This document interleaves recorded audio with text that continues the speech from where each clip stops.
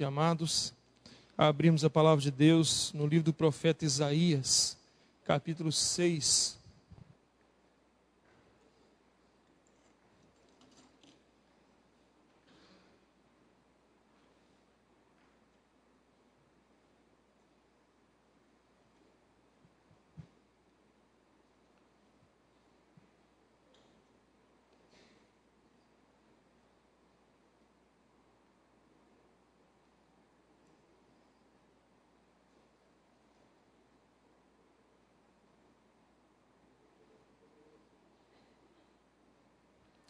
Isaías capítulo 6, é um capítulo pequeno, leremos todo ele.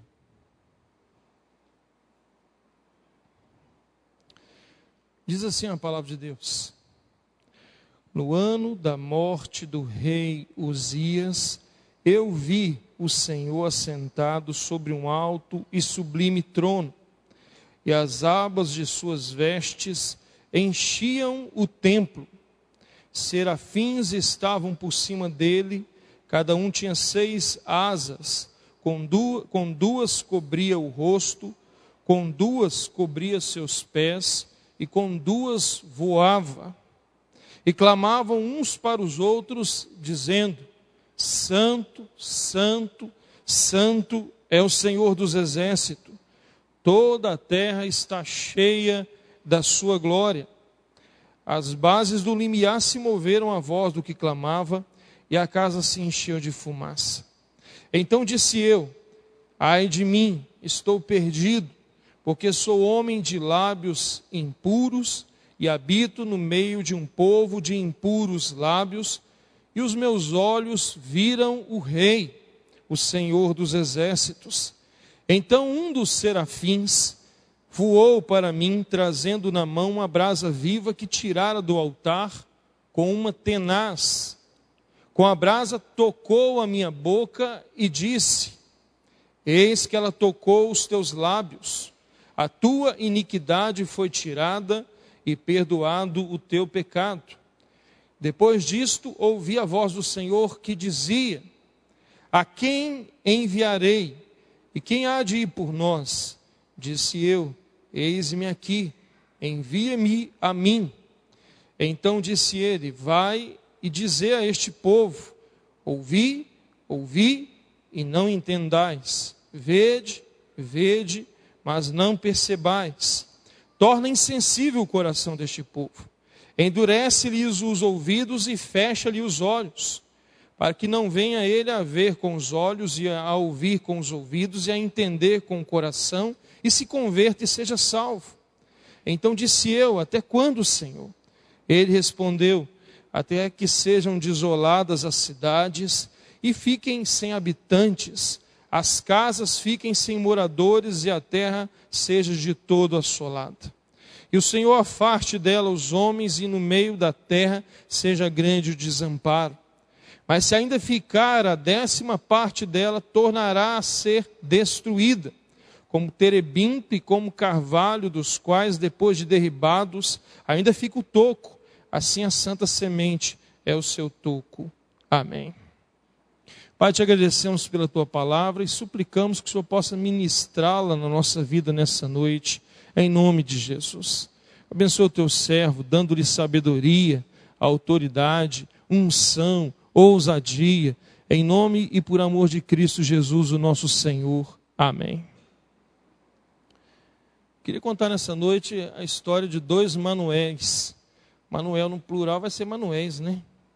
A história de 2 Manuéis. Conto um agora, depois eu conto a história do outro, tá bom? Vocês me lembram lá no final. Pois bem, eu estava evangelizando na região de Rurópolis, no Pará, e ainda não tinha tido a experiência de pregar o evangelho diretamente para uma pessoa. Procurava aquela oportunidade, já que já tinha igreja lá, já tinha os crentes lá, e a cidade tem muitos evangélicos, pelo menos nominalmente falando. E aí eu me alegrei muito quando um irmão disse assim: pastor, a gente tem que ir na casa ali do seu Manuel, nós precisamos pregar o evangelho para ele. Eu falei: vamos embora. Entramos no fusquinha dele e fomos lá para a casa do seu Manuel. Queridos, eu ainda não tinha visto nada igual ao que eu vi naquele dia. Era um homem completamente nu, deitado numa rede, e sentia intensa dor. Nada podia lhe tocar que ele sentia dor.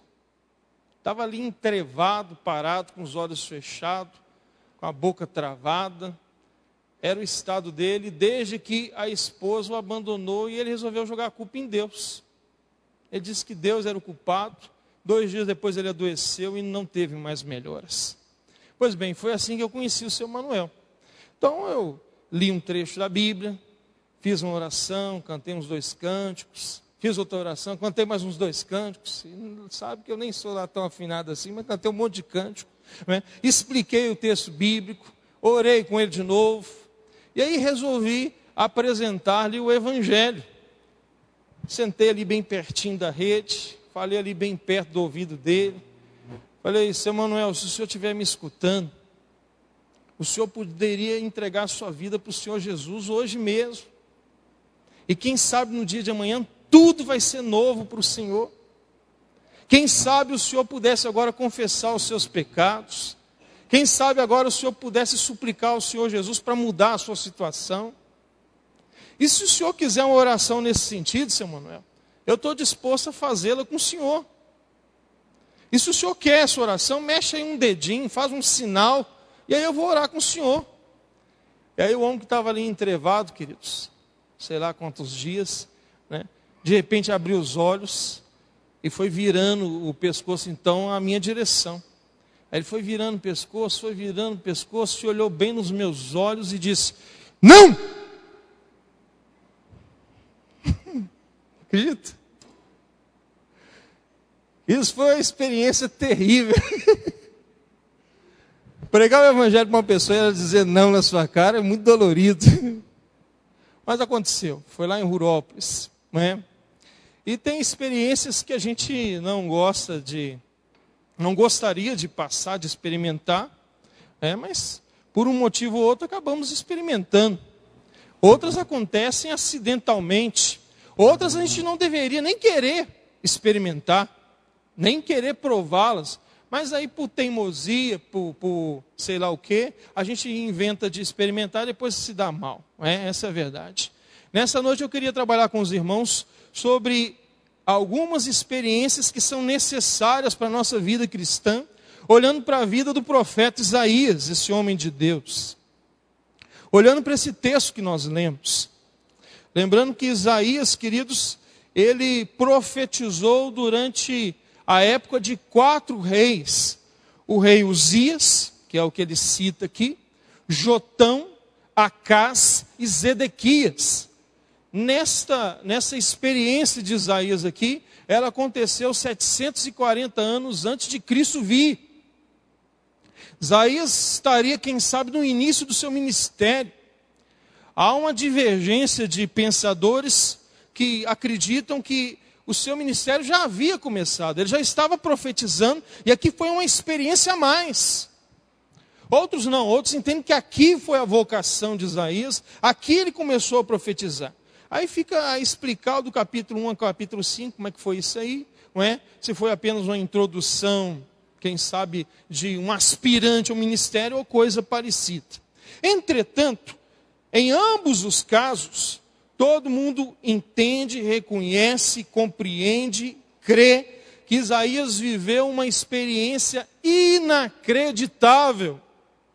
Isaías viveu uma experiência maravilhosa e que serve bem de exemplo para mim e para você. Bom, como eu já disse, ele cita o rei Uzias, porque foi no ano da morte do rei Uzias que ele passou por essas experiências. Ele diz que viu o Senhor assentado, está aí no verso 1, sobre um alto e sublime trono, e as abas de suas vestes enchiam o templo.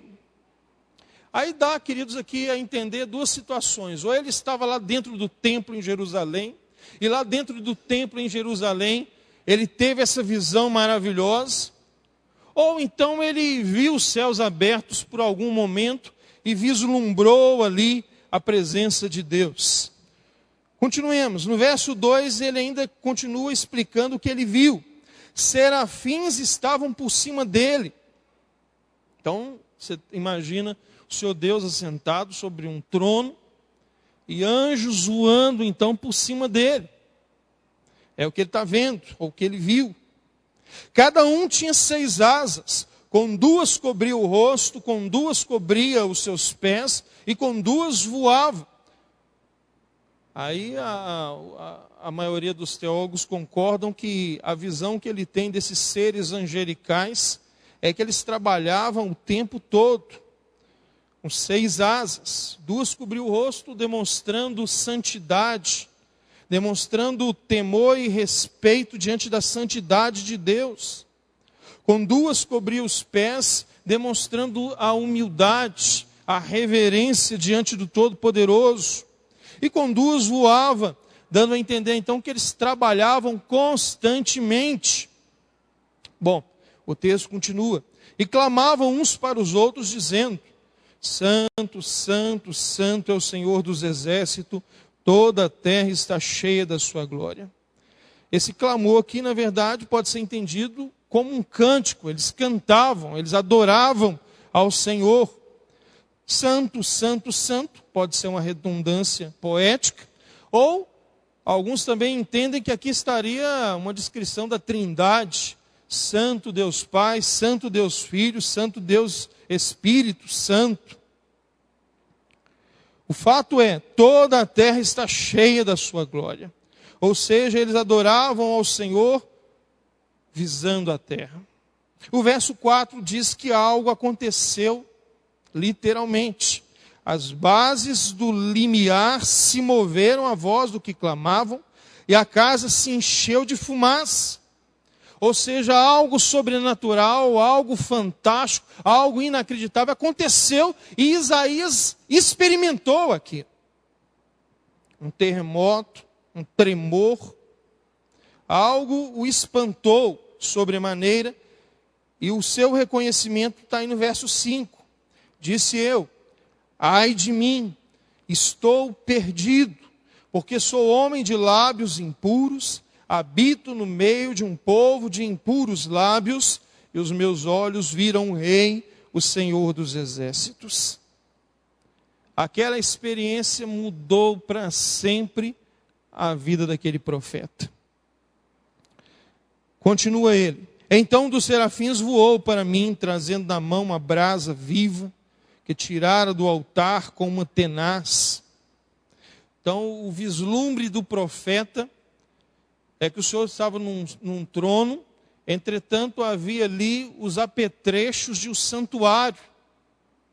Então pega do altar uma brasa viva e toca-lhe os lábios, diz o texto. Toca-lhe a boca. E aí a iniquidade foi tirada e perdoado o seu pecado. E aí então vem a vocação. Essa é a parte talvez mais conhecida por todos nós. Depois disso ouvi a voz do Senhor que dizia: a quem enviarei? E quem há de ir por nós? Disse eu: eis-me aqui, envia-me a mim. Então ele disse: vai e dizer a este povo: ouvi, ouvi e não entendais, vede, vede, mas não percebais. Imagine você que mensagem mais difícil, né? Você vai falar para eles não ouvirem, vai falar para eles não verem, vai falar para eles não entenderem nada. Torna insensível o coração deste povo. Endurece-lhes os ouvidos e fecha-lhes os olhos, para que não venha ele a ver com os olhos, a ouvir com os ouvidos, e entender com o coração, e se converta e seja salvo. O chamado de Deus para Isaías é o seguinte: ó, vai, prega, prega, prega, mas eu não quero que ninguém seja salvo. Dureza, né? Isso para um pregador é complicado. Verso 11. Então disse eu: até quando, Senhor? Esse até quando aqui não é abusivo. É um até quando desesperador mesmo. Porque se Deus o estava chamando para ser um profeta para o seu próprio povo, o grande desejo desse profeta era que o povo se convertesse, se voltasse para Deus. Por isso a sua pergunta é uma pergunta desesperadora. Mas a resposta do Senhor é mais desesperadora ainda. até que sejam desoladas as cidades e fiquem sem habitantes, e as casas fiquem sem moradores, e a terra seja de todo assolada. E o Senhor afaste dela os homens, e no meio da terra seja grande o desamparo. Aí sim, né? Aí ficou bem feito. Bom, literalmente isso aconteceu na história, nós sabemos que foi no exílio então da Babilônia. De fato o povo foi arrancado de sua terra, e de fato em algum momento em Jerusalém não havia ninguém. De fato aconteceu, a profecia foi cumprida. Versículo 12: e o Senhor afaste dela os homens, e no meio da terra seja grande o desamparo. Essa era a situação espiritual que aquele povo deveria ter. Verso 13: mas se ainda ficar a 10ª parte dela, tornará a ser desolada, como o terebinto e como o carvalho, dos quais depois de derribados ainda fica o toco, assim a santa semente é o seu toco. Podemos dizer que a última frase foi uma frase de muita esperança e expectativa para o profeta. Depois de algum tempo, algo novo vai acontecer. Essa então, queridos, é a experiência de Isaías. É a experiência que Isaías tem. E essa experiência traz para nós, assim, alguns exemplos práticos para a nossa vida, quando olhamos para a experiência dele. Então, a sua primeira experiência, que eu acredito que seja necessário para mim e para você, é a experiência da contemplação. Ele viu o Senhor. Vai do verso 1 ao verso 4. Até o verso 5 ele diz: então disse eu, ele viu o Senhor. Ele teve um tempo, um momento, a experiência de contemplação.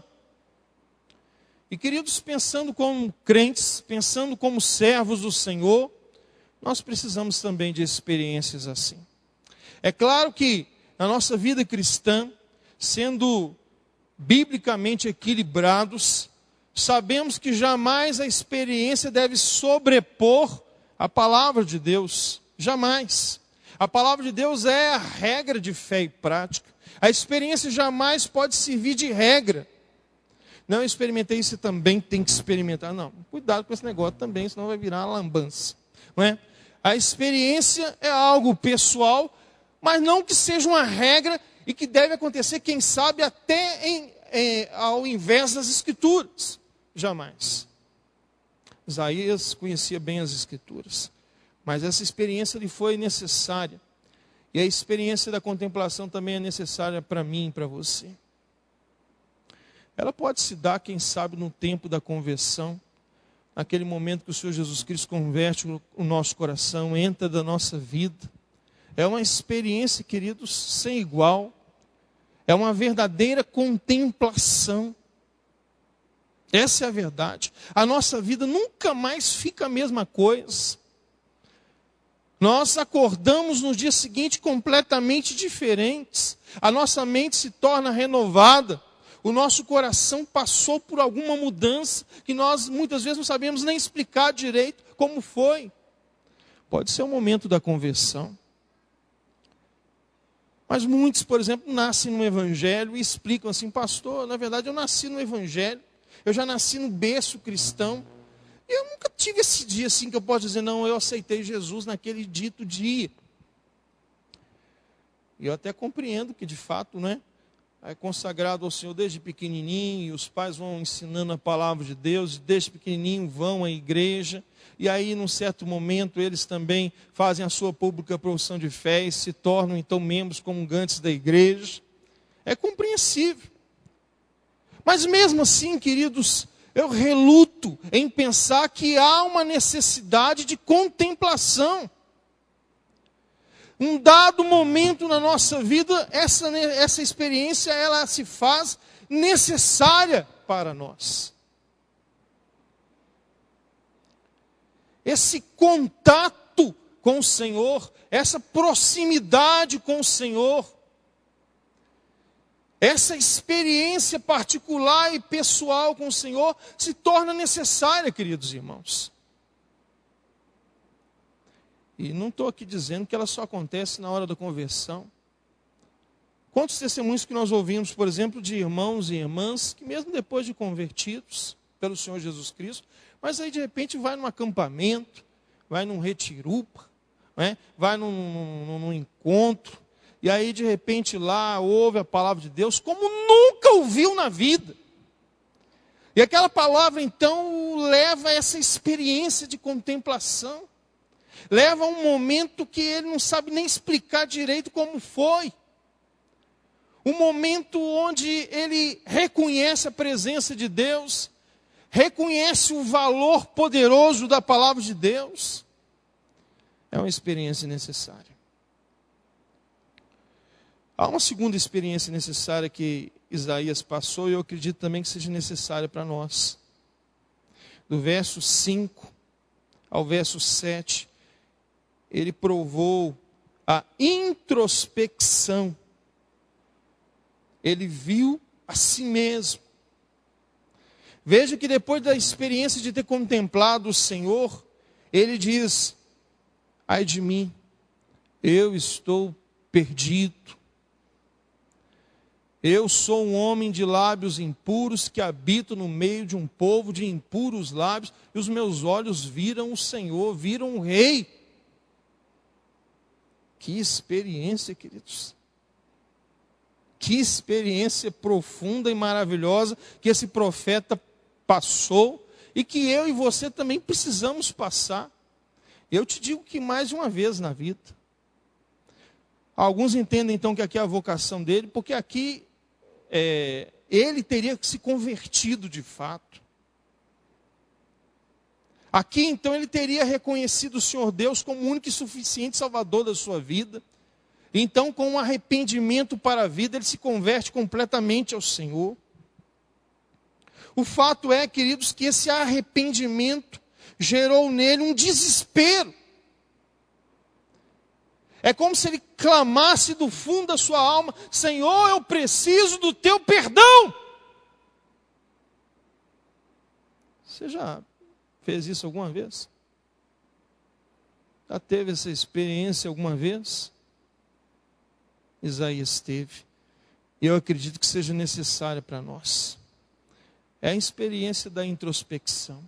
É quando nós olhamos para dentro de nós mesmos e reconhecemos, queridos, como somos falhos, limitados, escondemos pecados, praticamos coisas terríveis diante do nosso Deus, fingimos que está tudo bem, está tudo legal, está tudo tranquilo, por fora está assim, mas por dentro nós estamos destroçados. É aquela experiência, queridos, de se sentir miserável, desgraçado.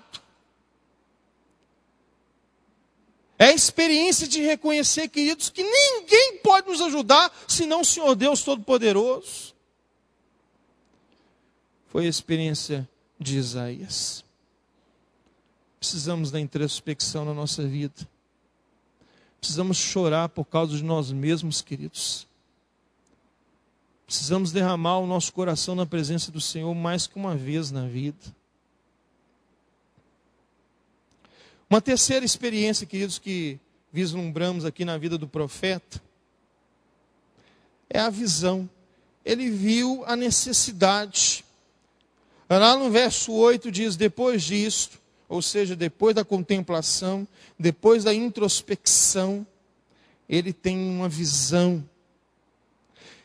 Ouvi a voz do Senhor que dizia: a quem enviarei? E quem há de ir por nós? Disse eu: eis-me aqui, envia-me a mim. É outra experiência interessante, queridos. É de entender como somos úteis para Deus. Como podemos nos tornar instrumentos nas mãos de Deus. Como podemos responder a um pedido de Deus. O que é que Deus tem pedido de você? O que é que o Senhor tem pedido para você? Ah, pastor, sei não. Acho que eu nunca nem ouvi. Bom, então hoje está ouvindo. É a experiência da visão, queridos. É a experiência de enxergar a necessidade. E Deus, no seu poder infinito, e Deus na sua soberania, e Deus na sua glória, poderia fazer por mim e por você, mas Ele prefere contar conosco. O interessante é isso. E é muito maravilhoso, queridos, quando nós somos usados por Deus. Quando nós podemos ser instrumentos nas mãos de Deus. Isaías pôde dizer: eis-me aqui, envia-me a mim. E esse texto é extremamente utilizado em missões, não é? É aquela vocação missionária. O sujeito fala: não, o Senhor está me chamando, eu vou lá para a China, né? Eu vou pregar lá e tal, ou então eu vou lá para os Yanomamis, ou então eu vou lá para o Araceli, não é? Se Deus tocar no seu coração para ir para o Araceli, vai, meu filho, vai mesmo, em nome de Jesus. Não é? Aí é aquela vocação. Entretanto, queridos, eu ainda sustento uma ideia bíblica de que todos nós somos vocacionados. O Senhor chama cada um de nós. Ele nos chama e nos dá uma tarefa, nos dá uma missão, nos dá um serviço, nos dá um ministério, nos confia algo para fazermos em nome dEle. E não necessariamente, às vezes, é uma tradução bíblica, numa tribo, não necessariamente é evangelizar um povo transcultural, não necessariamente. Quem sabe é lá dentro da sua casa, tanta coisa para fazer. Quem sabe é lá no seu trabalho. Quem sabe é lá onde você estuda, lá na sua escola. Quem sabe é lá na sua vizinhança. E Deus então confiou nas suas mãos uma tarefa de dar um bom testemunho, de ser o bom perfume de Cristo, de poder compartilhar e proclamar as boas novas. Davi entendeu, ou Isaías entendeu, queridos, que Deus o estava chamando, e ele respondeu. Foi a experiência da visão. Ele viu uma necessidade, ele via que precisava fazer algo. O que é que você viu que precisa ser feito, meu querido? Deixa eu te falar, às vezes, esses dias, ou quem sabe hoje mesmo, Deus mostrou para você. Deus mostrou para você claramente: é isso aqui, eu preciso de alguém aqui. Não é que Deus jogou uma indireta, né? Que aqui dá a entender que foi uma indireta, né? Olha só, a quem enviarei? Quem há de ir por nós? Aquela que o nós aqui está relatando a trindade, né? Ele conversando ali com o Filho, com o Espírito Santo. E então olha ali um para o outro: quem será que nós vamos chamar? Quem será que vai poder ir por nós? Jogando uma indireta, já que Isaías estava bem ali na frente, né? Isaías vai e responde: eis-me aqui, por favor, eu quero ir. Não, queridos, não foi uma indireta. A palavra foi diretamente para Isaías. Quando Deus fala no nosso coração, Ele fala diretamente com você. A experiência da visão. Ele viu a necessidade. E por último, queridos, a experiência da cegueira. A nação não podia ver. Essa era a mensagem dele. Está aí do verso 9 ao verso 13. Resumidamente, Isaías deve ter pregado aproximadamente 40 anos. 40 anos de ministério. O resultado foi lastimável. Ninguém se converteu. Ninguém se converteu. Se fosse para ser um candidato na junta de missões, eu acho que ele não passaria. Mas você vai desculpar, mas você não serve para o negócio. Vai fazer um outro trabalho, vai fazer outro negócio, porque 40 anos pregando o evangelho, meu amigo, ninguém converter, não. Por favor, dá licença. Vai plantar batata, vai fazer um outro negócio, deve dar mais resultado. O fator é o seguinte, queridos, que o que Isaías foi chamado para fazer, ele não tinha responsabilidade quanto aos resultados. Ele tinha responsabilidade quanto ao processo. O que ele deveria fazer era pregar, era anunciar, era proclamar, era testemunhar, mesmo que fosse uma nação que não podia ver.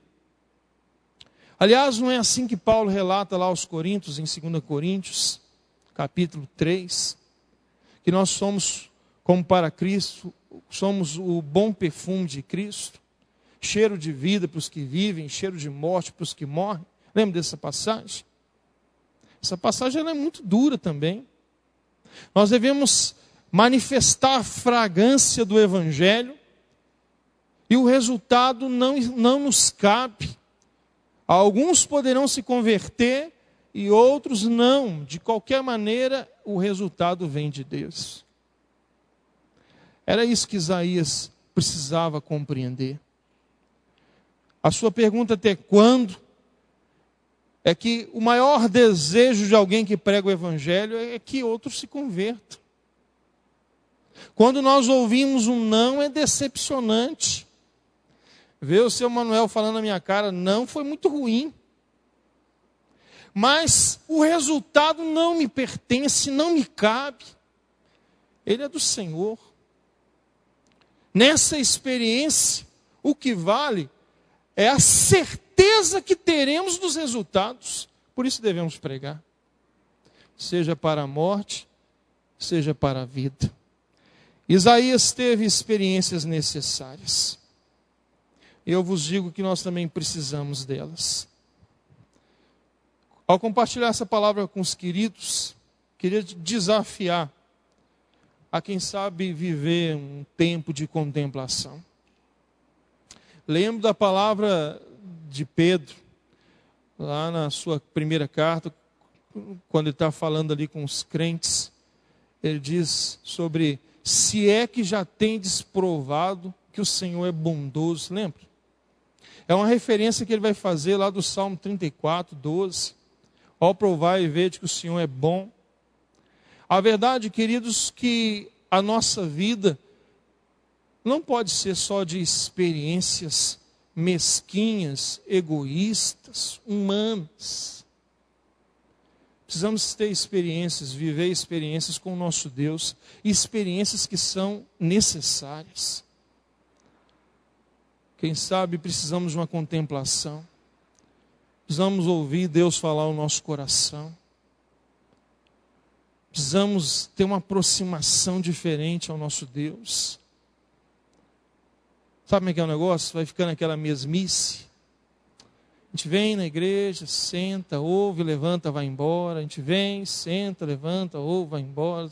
E vira aquele negócio, aquele círculo vicioso. Quem sabe está na hora, querido, você tacar o joelho no chão e suplicar ao Senhor. Para uma experiência pessoal com Ele. Para ouvir a sua voz. Quem sabe, queridos, nós estamos precisando de uma experiência da introspecção. Enxergarmos a nós mesmos. Mas enxergarmos a nós mesmos não como a gente olha para o espelho. Porque o espelho é um negócio curioso. Nós estamos pegando a mania da madraça lá da Branca de Neve. A gente olha para o espelho e fica, tem alguém mais bonito que eu? E aí a gente cai no mundo das vaidades. Não é? E a gente quer ficar bonita a todo custo. Mesmo que seja necessário passar muita maquiagem. Mas não queremos reconhecer de fato quem nós somos. O que tem de fato dentro de nós, o que está de fato dentro do nosso coração. Precisamos da experiência da introspecção. Precisamos, queridos, ver a necessidade. Precisamos ouvir melhor aquilo que o Senhor tem nos mostrado. Quem sabe Ele tem colocado na nossa frente cada desafio. E nós respondemos assim, não, eu não sei, eu não consigo me encontrar no corpo de Cristo. Até hoje eu não descobri o que eu tenho que fazer de fato na igreja. Queridos, isso é balela.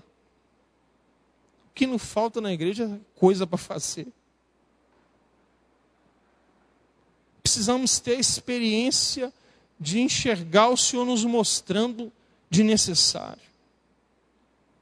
Precisamos ter a experiência, queridos, de enxergar como é o mundo na verdade. A realidade que nós estamos de frente.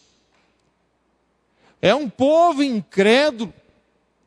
É um povo que não quer saber de Deus, mas mesmo assim Ele é o nosso campo. Mesmo assim nós temos uma experiência para vivenciar diante dEle. O Senhor te chama para experiências nessa noite. E aí eu quero contar a história do outro Manuel. Vocês nem me lembraram, né? Mas tem um outro Manuel na história. Não ficou só naquele. Passado um tempo depois, um outro irmão me trouxe uma notícia e falou: pastor, o Manuel queria um culto lá na casa dele. Não aquele que eu contei da primeira história. Aquele que eu contei me disse não na cara lavada. No outro dia morreu. Mas aí passou algum tempo, na verdade 2 anos depois, aí eu recebi esse convite, né? O irmão falou: o seu Manuel está querendo um culto lá na casa dele. Eu falei: vamos lá. Aí pegamos lá um F4000, enchemos de crente e fomos lá para a casa dele fazer um culto. Aí entramos lá numa vicinal e fomos embora 17 quilômetros para dentro. Chegamos lá e tal, tudo muito humilde, a luz de lampião, tudo ali tranquilo. Uma sala até grande, chão batido, aqueles quartinhos ali com as paredes agarradas na sala. E eu preguei. Preguei João 14. Lembra do texto? Não se turbe o vosso coração, credes em Deus, credes também em mim. Na casa de meu pai há muitas moradas, se assim não fora, eu vos teria dito, pois vou vos preparar lugar, para que onde esteja, estejais vós também, e vós sabeis para onde eu vou. Bom, aí no verso 6, eu disse Jesus, já explicando para alguém que disse que não sabia o caminho: eu sou o caminho, a verdade e a vida. Ninguém vem ao Pai senão por mim. Preguei esse texto naquela noite. Aí estava lá a família do seu Manuel todinho e a cambada de crente que eu levei. O seu Manuel mesmo estava deitado numa cama, que ele já não conseguia mais se levantar. Na verdade, ele tinha sido desenganado pelos médicos, porque ele tinha ido a Teresina tentar resolver um problema, não é? Cirrose. O pulmão também estava todo arrebentado pelo cigarro. E aí então, depois dessas experiências, ele voltou e pediu um culto na casa dele. E ele ficou lá na caminha dele, deitado, né? Assim, quase que atrás de mim. Eu pregando aqui assim, tinha uma porta aqui, a cama dele ali assim. E eu preguei. Essa mensagem aquele dia foi demorada. Vai ser igual a de hoje, hoje já é mais curto. Mas aquele dia foi muito demorado, acho que eu preguei 1h30. E aí, queridos, depois que eu preguei, eu resolvi fazer um apelo. Quem sabe alguém gostaria de responder a palavra de Deus nessa noite. Gostaria de entregar a vida para o Senhor Jesus. Levanta a mão, deixa eu ver. Ele não levantou ninguém. Aí eu fiquei aborrecido. Falei: ó, eu vou pregar tudo de novo. E aí expliquei de novo ali, de novo. Claro que não preguei 1h30 de novo, né? Só uns 5 minutos. E aí falei de novo. Vocês entenderam a palavra de Deus? Quem é que gostaria então de se render aos pés do Senhor Jesus Cristo? Que entendeu que essa palavra foi para a sua vida? Se manifeste, levanta a mão. E nada, queridos. Aí eu me aborreci de novo. Falei: não é possível.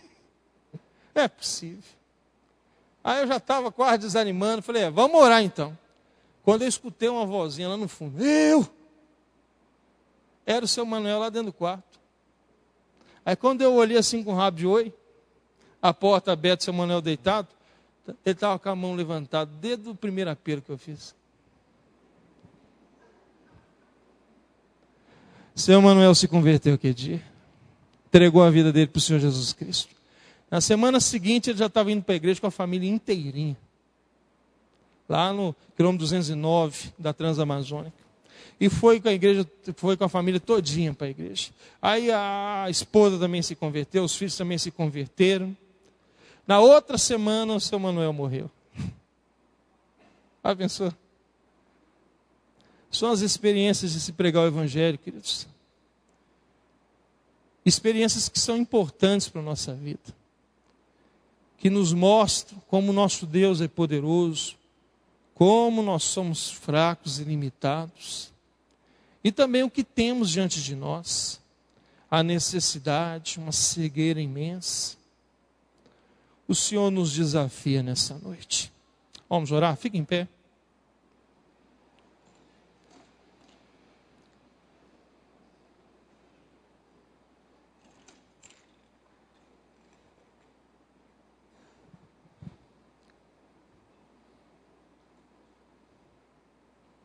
Só para perguntar, nós vamos cantar Amém Tríplice? Não. Não, né? Amém Tríplice não canta não, né? Não, tá bom.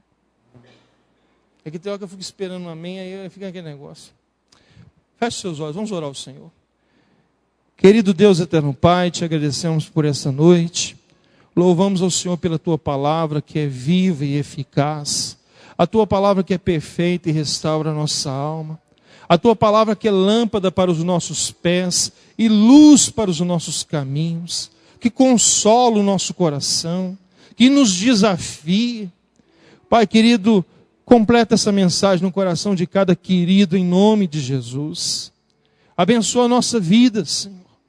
Nos ajude a vivermos experiências com o Senhor. Nos ajude, ó Pai, a nos aproximarmos mais de Ti, a entendermos o propósito que o Senhor tem para nós, a enxergarmos quem nós somos de verdade. Em nome de Jesus. Opera, Senhor, a Tua graça na nossa vida nessa noite. E agora, meu Deus, quando vamos separar uns dos outros, mas não do Senhor, conduz-nos, leva-nos em paz aos nossos lares. Concede-nos uma semana abençoada e vitoriosa na Tua presença. É o que nós te suplicamos, ó Pai, em nome e por amor de nosso Senhor e Salvador, Jesus. E agora, queridos e amados irmãos, que o amor de Deus, o nosso Pai, que a maravilhosa graça do Senhor Jesus, e que a unção, a comunhão, a consolação do Espírito Santo seja sobre a sua vida, meu querido, seja sobre a sua família, seja sobre a igreja de Cristo espalhada por essa terra, hoje e para sempre. Amém. Amém. Poder sentar, queridos.